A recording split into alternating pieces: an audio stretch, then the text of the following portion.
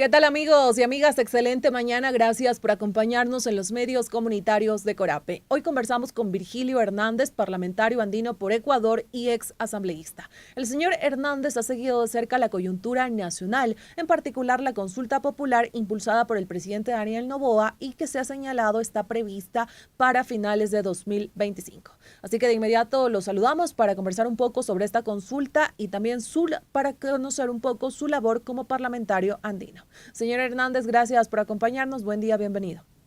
Muy buenos días, es para mí un gusto poder estar con ustedes, con Corape, que además es una institución que agrupa a distintos medios, medios de radiodifusión, plataformas también mediáticas que ayudan precisamente a tener una versión democrática, pluralista de los hechos que suceden en el país. De tal manera que para mí es un gusto poder estar con ustedes, poder estar con Corape y todas las filiales que alimentan precisamente este proceso democrático de la comunicación. Y como primera pregunta, consultarle cómo observa usted esta convocatoria a una nueva consulta popular. Desde su visión, ¿cree que este proceso buscaría realmente resolver los problemas estructurales de nuestro país o, como sugieren y han analizado algunos expertos, también se utilizaría como para legitimar, en este caso, la figura presidencial o de un gobierno? ¿Cómo lo ve? A ver, creo que es importante dividir la respuesta. En primer lugar, no se puede desvirtuar el mecanismo. El mecanismo de la consulta popular está en la Constitución de la República y por ende es fundamental que se pueda pensar en que en algunas ocasiones es importante acudir al pueblo para conocer su opinión sobre temas de fondo. De tal manera que el mecanismo de la consulta popular siempre será un mecanismo válido. Por lo tanto, el problema es en qué momento se plantea la consulta, para qué es la consulta, qué objetivos pretende la consulta y cuáles son los temas que se pretende tratar en la consulta. Entonces, si uno analiza de esta manera, podemos decir, a ver, ¿por qué se hace en este momento la consulta? ¿Qué es lo que se busca con la realización de la consulta? Yo le diría que, en primer lugar, lo que está de por medio es que se busca transformar el espíritu de la Constitución del 2008. Si uno mira de manera general, lo que le molesta a la derecha política que gobierna este país es la propia Constitución del 2008. Pero evidentemente quieren cambiar la Constitución del 2008, quieren establecer una Constitución nueva, una nueva Constitución, un nuevo espíritu de la Constitución, pero quieren ahorrarse todo el proceso que implicaría una constituyente. No se olvide usted que ya antes de discutir de la consulta popular y el referéndum que ahora pretende convocar el presidente Daniel Noboa, ya se habló de hacer una constituyente sin convocar incluso a elecciones, que se haga a través de notables, que se haga a través de un pequeño y reducido grupo. Esa fue la intención con la que se inauguró el régimen. Es decir, lo que les molesta es la Constitución del 2008. Si algo les complica en su visión de gobierno es la Constitución del 2008. Por eso señalan que es una Constitución, por ejemplo, que tiene demasiados derechos, que es una Constitución que pone énfasis en los derechos, que es una Constitución que establece mecanismos y obligaciones para el Estado que no quisieran ellos que el Estado tenga, que es una Constitución que permite también mecanismos de democracia que le son molestos. Entonces, realmente están en contra de la Constitución del 2008. Y además, con esta convocatoria, el gobierno quiere continuar con un relato y ese relato que busca que sea lo único que tenga en concreto el país, ¿no? Que está aparentemente luchando contra las mafias, la corrupción, la vieja política. Ese es el relato del presidente. Y eso es como lo único que tiene en el Ecuador, ante la ausencia de políticas concretas para poder enfrentar, por ejemplo, el tema de la inseguridad. Miren cómo cerramos el mes de julio. Más de 5.200 muertos en el mes, hasta el mes de julio, de enero a julio. ¿Sí? ¿Qué implica esto? Esto implica que si seguimos en este ritmo de tener más o menos 25 muertos por día en promedio, vamos a llegar al final del año y tendremos la cifra de 50 muertos por cada 100.000 habitantes, lo cual le convertirá al Ecuador en el país más violento de la región. ¿Y qué decir del tema de la salud, el tema de la crisis hospitalaria que en estos días ha sido tan evidente, y de igual manera otros problemas como el tema de Progen, el tema de ATM, que puede llevarnos a nuevos apagones, la crisis económica, la falta de empleo? Esos son los problemas estructurales. Como no hay respuesta a esos problemas, se pretende mantener el relato, y este relato se lo hace a través ahora de la propuesta de consulta popular. Doctor Hernández, en su respuesta usted ha mencionado algunos elementos en este caso y ha mencionado algo que también yo le quería consultar, y usted ha hecho referencia de que tal vez con esta consulta popular se buscaría transformar el espíritu de la Constitución de 2008. Trajo también a colación un poco este tema de llamar a una constituyente que no estaba lejos de las propuestas del presidente Daniel Noboa, porque lo había puesto en la mesa de discusión. Precisamente, ¿por qué considera que el presidente Noboa desistió de una constituyente y llamó a una constitución? Tal vez por el momento político que estamos viviendo en el país, tal vez en este caso por el pronunciamiento de rechazo de varios sectores a la gestión que él viene realizando. ¿Por qué considera que cambió tan rápidamente de idea? Mire, porque el presidente quiere cambiar la Constitución, pero quiere cambiar la Constitución sin seguir los procedimientos que están en la propia Constitución de Montecristi. Él quería ir a una asamblea constituyente, pero cuando pensaba que puede hacerse la constituyente sin convocar a elecciones, cuando puede hacerse la constituyente con notables, con un reducido grupo, sin tener idea de que efectivamente las reglas para poder cambiar la Constitución están en el propio cuerpo normativo, están en la propia Carta Magna. Entonces, es buscar modificar la Constitución, pero al mismo tiempo no tener que correr el riesgo, por ejemplo, de enfrentarse a nuevas elecciones y que en esas nuevas elecciones no pueda tener el resultado que espera.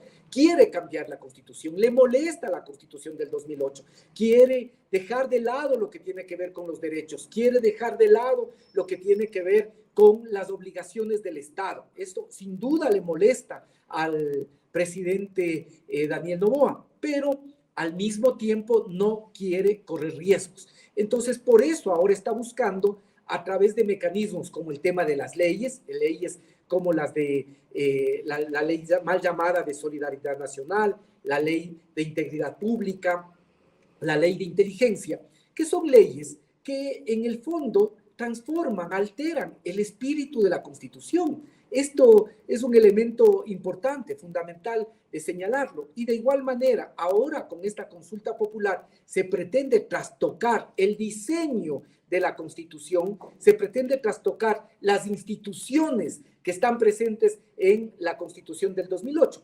Y para ello, básicamente lo que hace es utilizar ganchos como por ejemplo el tema de la baja aceptación que tienen los partidos y movimientos. Y por eso plantea la reducción del número de asambleístas sin pensar en las consecuencias que al mismo tiempo tiene esa reducción de asambleístas. Cómo eso afecta al principio de igualdad de todas las provincias y de todos los ciudadanos. Cómo afecta al principio de representación.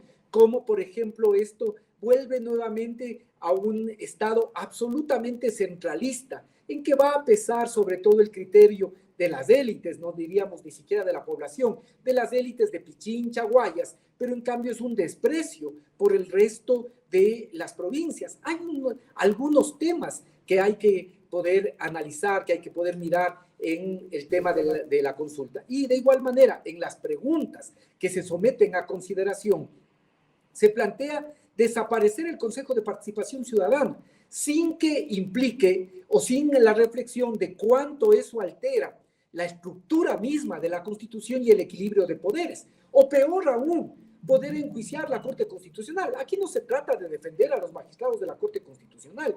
Yo he sido absolutamente crítico respecto de la posición ambigua, tibia, que han tenido en muchos pasajes de la vida política nacional, sino básicamente de mirar, de ver que en el diseño de la Constitución de Montecristi, el instrumento, la instancia de cierre de la constitucionalidad es la Corte Constitucional. Ahora, ¿qué se pretende? Vea usted, se pretende enjuiciar a los magistrados de la Corte Constitucional con 77 votos, con la mayoría, simplemente con mayoría, ¿sí? Lo cual incluso les pondría en una condición desventajosa de los propios ministros, Para poder enjuiciar y destituir a un ministro, se requieren las 2/3 partes de los votos de la Asamblea Nacional. En este momento estamos hablando de 101 voluntades para poder enjuiciar a un ministro, para poder enjuiciar a los miembros de la función electoral, del Consejo Nacional Electoral, del Tribunal Contencioso Electoral, que ha actuado básicamente como un organismo subordinado al Ejecutivo. Se requiere 2/3 partes. Para poder enjuiciar a los integrantes del Consejo de la Judicatura, se requiere 2/3 partes. Y ahora se busca básicamente enjuiciar a los miembros de la Corte Constitucional apenas con 77 votos. Esto es inadecuado. Esto es contradictorio con lo que dice el propio artículo 1 de la Constitución, que habla de un Estado constitucional. No puede ser que en un Estado constitucional la Corte Constitucional esté sometida a la Asamblea y a las mayorías coyunturales que pueden pasar en la Asamblea, porque nos retrocedería más de 20 años, y cuando cambien las mayorías, cambiarán incluso los integrantes de la Corte Constitucional, como sucedía en el anterior Tribunal de Garantías Constitucionales. Doctor Hernández, usted aquí ha analizado algunas de las preguntas y en este caso pues analizó esta posibilidad que pone sobre la mesa el presidente Daniel Noboa de juicio político a jueces de la Corte Constitucional y también esto de desaparecer el Consejo de Participación Ciudadana, y aquí precisamente consultarle sobre este tema de desaparecer el Consejo de Participación Ciudadana. Ya vimos que en anteriores consultas se tomaba en cuenta el tema del Consejo de Participación Ciudadana, tal vez no desaparecerlo, eliminarlo, sino quitarle más bien atribuciones de la selección de autoridades. Hay sectores que en este caso señalan que sí es importante hacer una reestructuración o desaparecer el Consejo de Participación Ciudadana. En este caso, ¿usted considera que cuál es lo adecuado? No sé si le escuché mal, pero desaparecerlo no sería la solución, pero tal vez mejoras para poder devolverle un poco la confianza de la ciudadanía hacia esta institución. Mire, indudablemente el problema no está en las instituciones, sino básicamente en cómo se conforman las instituciones y luego las presiones que existen respecto de los distintos poderes para que ese Consejo de Participación Ciudadana actúe en función de esas presiones y no de lo que dice la ley y no del interés ciudadano. Este es el elemento central. Y ahora lo que se hace, lo que se dice en la propuesta de consulta es que no alteraría la estructura ni el equilibrio de poderes, porque las funciones que tiene en este momento el Consejo se pasarían a otros organismos como la Contraloría, la Defensoría Pública, ¿sí? Esto es lo que señala en este momento la propuesta. Pero eso, de hecho, alteraría la estructura de la Constitución, modificaría el equilibrio de poderes. Y adicionalmente, y aquí está el centro, mire, uno de los elementos más importantes es los concursos que en este momento se están realizando. Porque si usted lee la propuesta que plantea el Ejecutivo, va a decir en una de las transitorias de los anexos, dice que los concursos que en este momento están realizando se quedarían paralizados y que esos se elegirían de acuerdo a la nueva manera que está determinada o que se está planteando. ¿Cuál es esa nueva manera? Es una comisión seleccionadora. Es decir, no es que desaparece este mecanismo de la comisión. Hay una comisión. El problema es quiénes integran esta comisión. Está planteado que integrarían un delegado del Ejecutivo, un delegado del Legislativo, ¿sí?, con la mayoría que existe, y un delegado de la función de transparencia y control social, ya sin el Consejo de Participación Ciudadana. Entonces, en la práctica, lo que se está buscando con esta pregunta es que sea directamente el gobierno quien coloque a la fiscal, o la fiscal general del Estado, quien coloque a los integrantes del Consejo a los integrantes del Consejo Nacional Electoral, del Tribunal Contencioso Electoral, que son en este momento los concursos que están en curso. Esto es lo que pretende. Y hay otro elemento que es el corazón, diría yo, de la consulta, que es una vieja aspiración de las élites, y es básicamente lo del trabajo por horas. Ahí está, ese es el centro. El trabajo por horas lo ha sido planteado desde hace varios años. Es la aspiración de los sectores políticos dominantes en este país, porque dicen que el Ecuador es poco competitivo porque tiene salarios demasiado altos. Y por eso, ¿qué plantean? Reducir los salarios. Entonces, ¿qué es lo que pasaría?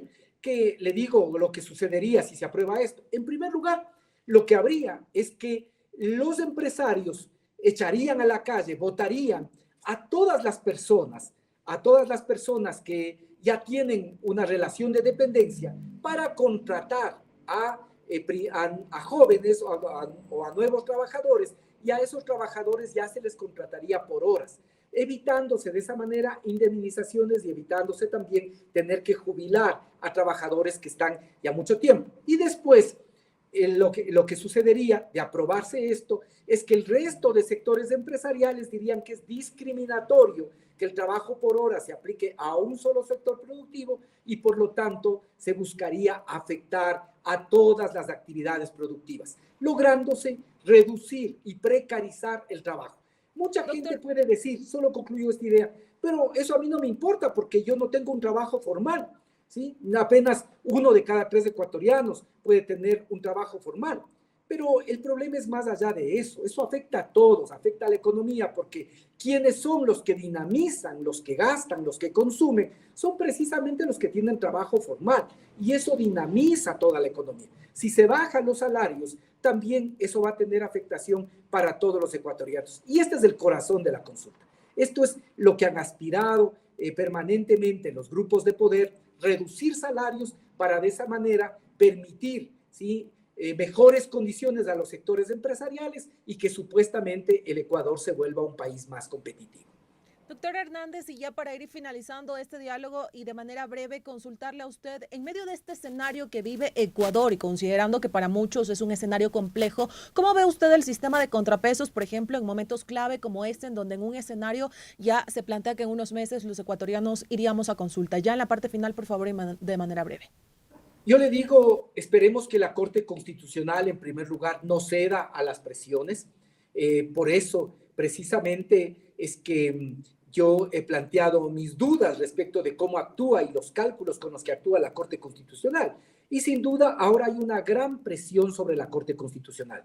Porque si la Corte Constitucional actúa en derecho, de acuerdo a lo que dice la Constitución, debería modificarse, limitarse, establecerse que no necesariamente en todas las preguntas es la vía de la enmienda, que algunas tienen que ser reforma, algunas incluso materia de asamblea constituyente.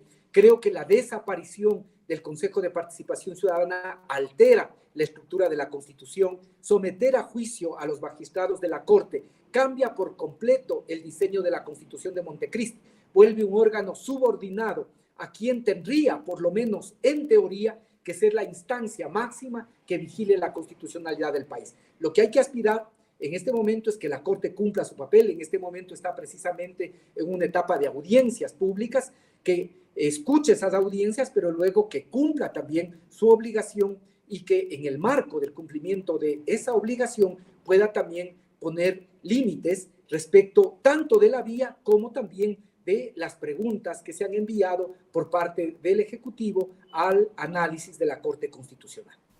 Perfecto, doctor Hernández, nos faltó un poco de tiempo para la entrevista, en este caso para consultarle un poco sobre su labor como parlamentario, pero ya esperamos seguir teniendo otra oportunidad con usted para conversar acerca de este tema. Muchísimas gracias por compartirnos su análisis sobre este llamado a consulta popular por parte del Ejecutivo y que tenga un excelente resto del día. Lo mismo para usted, un excelente resto del día y de fin de semana. Que pase bien, amigos y amigas, concluimos la entrevista aquí en